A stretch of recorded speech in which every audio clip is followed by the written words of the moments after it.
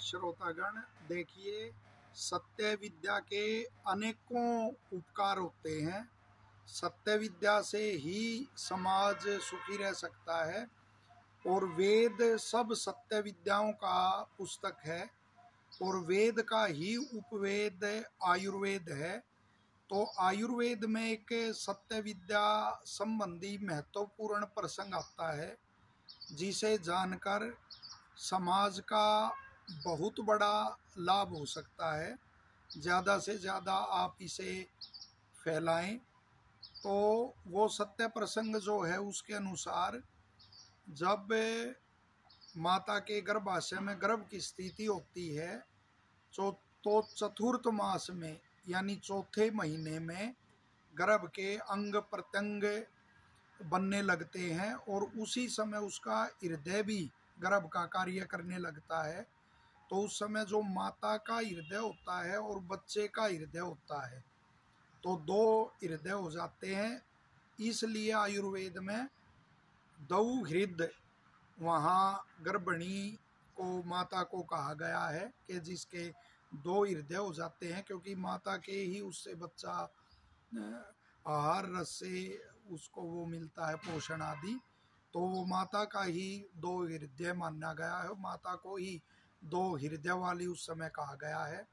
और वहाँ कहा गया है कि जो भी महिला की उस समय गर्भिणी की जो भी सदिच्छा है उसकी आपूर्ति अवश्य होनी चाहिए, उसकी इच्छाओं की आपूर्ति होनी चाहिए।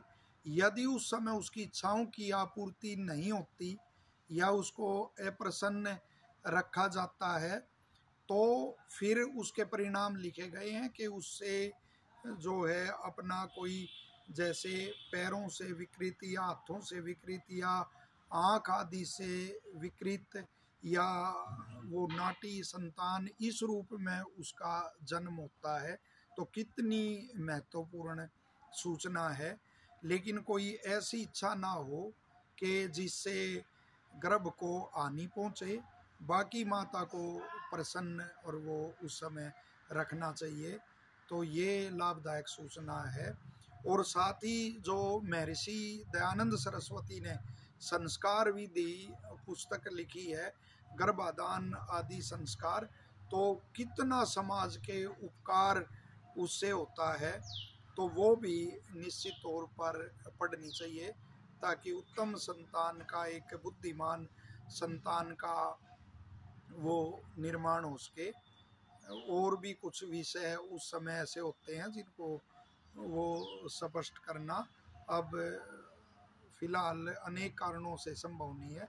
तो ये जानकारी ज़्यादा से ज़्यादा समाज में फैलाएं। धन्यवाद।